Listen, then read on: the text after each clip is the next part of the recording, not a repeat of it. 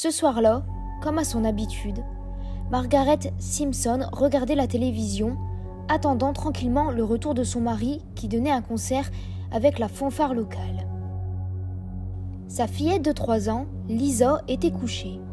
Tout à coup, elle entendit une voix. Elle se retourna et aperçut sa petite fille non pas dans son lit, mais assise sur l'escalier qui mène du séjour à l'étage. Elle avait les joues rouges comme lorsqu'elle s'adressait à des adultes. Lisa parlait très naturellement de son père.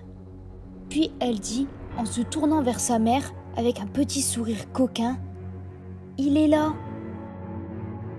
Mais il n'y avait personne en face d'elle. Lisa parlait dans le vide. Margaret éleva la voix plusieurs fois pour tenter d'attirer l'attention de Lisa. En vain. Au bout de quelques minutes, la fillette entra en transe sous le regard médusé de sa mère. Enfin, elle se tourna et dit au revoir à l'apparition avec un sourire chaleureux. Margaret, très perturbée, installa sa fille sur le canapé.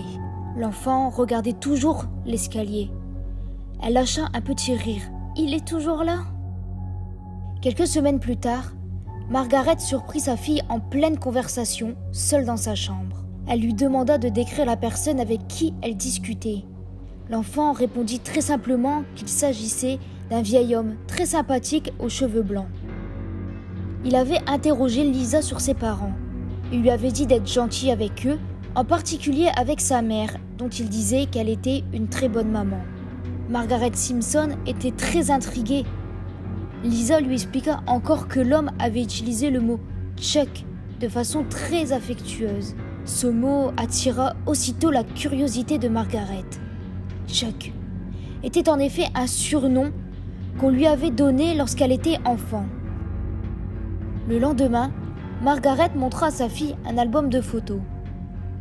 Lisa l'examina et s'exclama en désignant un portrait. « C'est lui qui vient me voir !» C'était son arrière-grand-père décédé depuis peu. Margaret s'était brouillée avec lui suite à une querelle et durant les 3 ans précédant son décès, elle ne l'avait plus revu.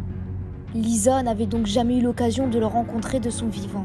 Pourtant, elle affirmait l'avoir vu à 2 reprises depuis sa mort. Margaret, qui avait appris son décès 2 jours avant la première apparition, avait alors eu un immense sentiment de remords.